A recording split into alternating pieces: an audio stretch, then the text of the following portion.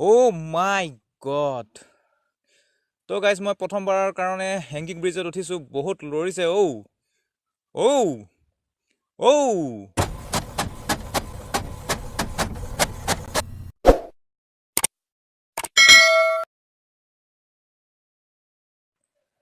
Hello' guys good morning বছৰৰ প্ৰথমটো দেওবাৰ চ' মই আজি ওলালোঁ এটা ধুনীয়া জেগালৈ আৰু লৈ যাম আপোনালোককো হয় তো বলকচোন আমি যাওঁ ৰ'ব গেটখন বন্ধ কৰি লওঁ ৰাস্তাৰ পৰা দেখুৱাই আছোঁ আপোনালোকক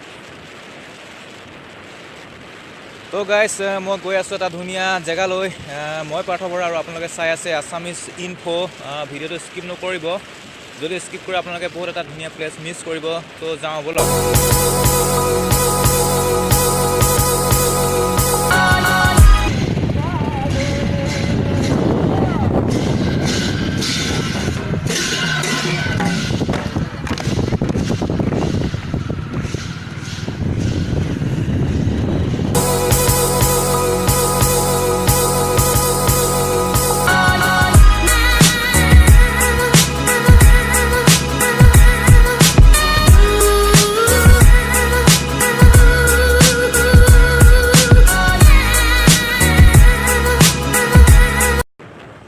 তো গাইজ মই প্ৰায় বিশ্বনাথ চাৰিআলিৰ পৰা 10 কিলোমিটাৰমান সোমাই আহিলোঁ আৰু বিশ্বনাথ চাৰিআলিৰ পৰা মোৰ লগত দুজন লগৰ আহিছে চ' ব'লক আৰু লাহে লাহে আমি গৈ থাকোঁ আৰু আপোনালোকক দেখুৱাই যাওঁ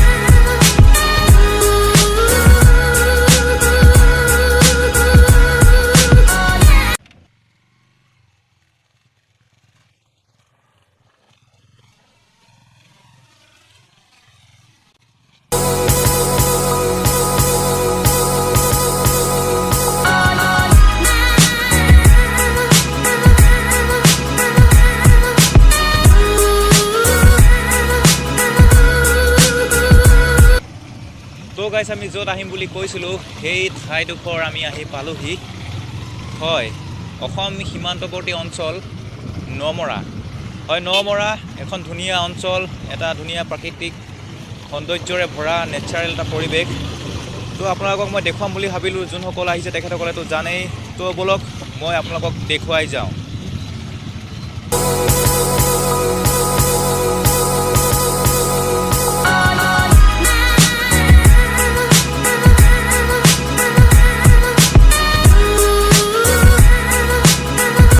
বহুত দিনৰ পৰা আহিম বুলি ভাবি আজি আহিলোঁ খুব ভাল লাগিছে খুব ভাল এটা পৰিৱেশ নমৰা একদম ওচৰতে আছে বেছি দূৰলৈ যাবলৈ দৰকাৰ নাই যদি আপুনি শোণিতপুৰ বা বিশ্বনাথ বা গহপুৰ ডিষ্ট্ৰিক্টত আছে ডিষ্ট্ৰিক্টৰ ভিতৰত একচুৱেলি ডিষ্ট্ৰিক্টৰ ভিতৰত যদি আছে তেতিয়াহ'লে আপোনালোকে আহিব পাৰে খুব এটা ধুনীয়া একদম কি ক'ম আৰু এক্সিলেণ্ট চ' গাইজ এটা খুবেই ধুনীয়া পৰিৱেশ বুলি ক'ব লাগিব চাব পাৰে চব পিকনিক খাই আছে চব পিকনিক প্লেচ আৰু হেংগিং ব্ৰিজখন ইয়াৰ পৰা দেখা নাপায় আপোনালোকে অকণমান দূৰ আছে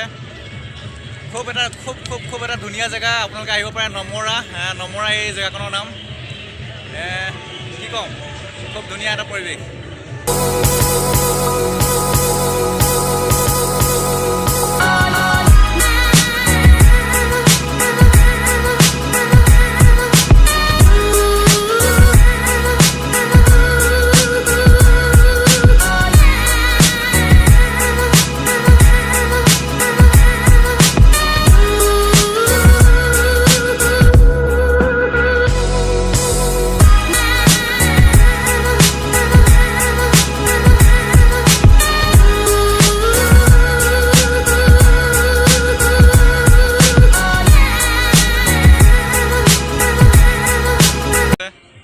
চ' মোৰ লগত মোক কৈছিলোঁ দুজন লগৰ আহিছে এইজন এজন কেনেকুৱা লাগিছে?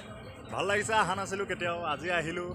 ইমান ওচৰতে আছিলে, অহা নাই, তথাপিতো ভাল লাগিছে, বহুত ভাল লাগিছে। ইমান ওচৰতে আছিলে কেনেকুৱা লাগিছে? মজা লাগিছে, অহা নাছিলোঁ বাৰু এই জেগাটোলৈ।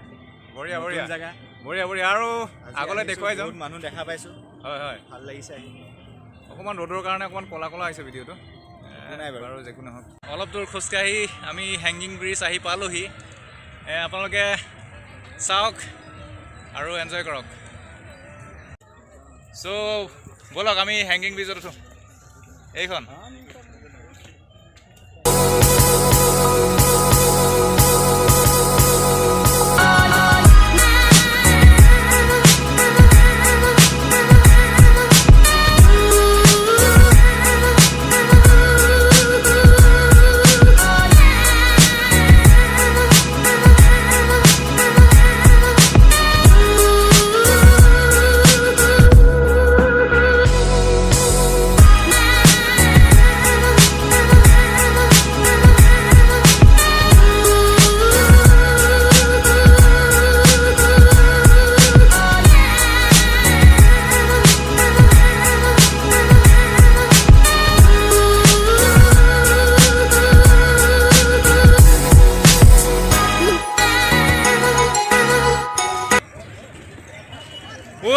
কাক পাই গ'লো।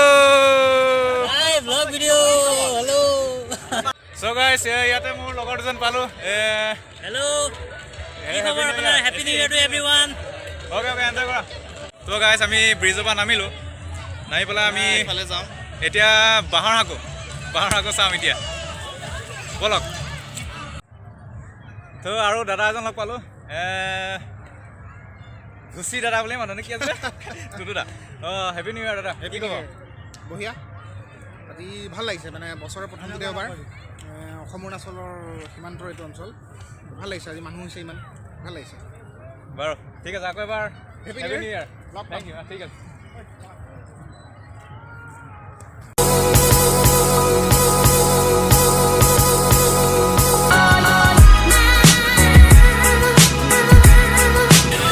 আমি এই তাত গৈছিলোঁ, আমি তাৰপৰা নামি এনেকৈ গৈ একপাক ঘূৰি আকৌ কোনফালে নামিলোঁ আৰু আমি নিজে নাজানো।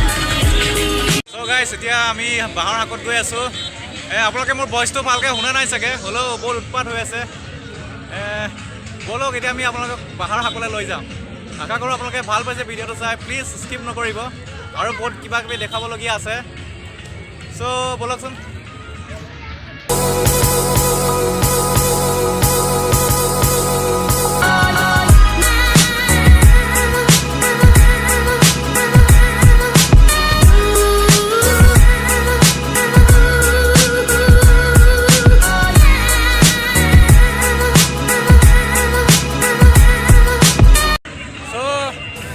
এইখনে বাঁহৰ শাকো। মানুহবিলাক খুব ধুনীয়াকৈ পাৰ হৈ আছে, আহি আছে, গৈ আছে, সকলোৱে উপভোগ কৰিছে। আপোনালোকে উপভোগ কৰক, কিন্তু এটা কথা, আপোনালোকে ভিডিঅ'টো স্কিপ নকৰিব। বেলেগে পিকনিক খাইছে, আমি কুৰকুৰি খাইছোঁ।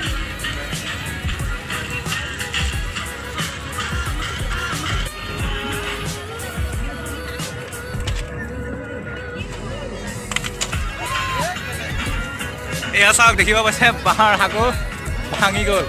এয়া বাঁহৰ শাকো, ইমানে মানুহ উঠিছে যে বাঁহৰ শাকো ভাঙি গ'ল। ত' এইটো ৰেকৰ্ড বুলি ক'ব লাগিব, বাঁহৰ শাকখন ভাঙি গৈছে।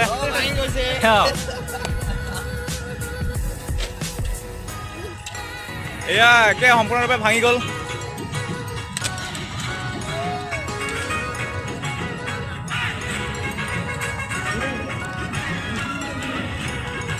মানুহ যিমান উঠিব লাগে সিমান উঠিলে লোট ল'ব নোৱাৰিলে। ত' গাইজ, সকলোৱে দেখিব পাইছে খুব এটা ধুনীয়া অঞ্চল, খুব এটা ধুনীয়া পিকনিক স্পট, আৰু ওচৰতে আছে বিশ্বনাথ চাৰিআলিৰ পৰা আপোনাৰ বেছি নহয় 30 আৰু 26 কিলোমিটাৰ ভিতৰত সোমাব লাগিব 3 খুঁটি হৈ, যাৰ নাম হৈছে এইখন নমৰা। আৰু সকলোৱে প্ৰায় আহিছে আমাৰ ওচৰে পাঁজৰে মানুহবিলাক। যদি আপোনালোকে আহিম বুলি ভাবিছে আহিব পাৰে। খুব এটা ধুনীয়া এটা পৰিৱেশ, নদী আছে, হেংগিং ব্ৰিজ আছে, পাহাৰ আছে, গছ গছনি আছে, কি লাগে আৰু।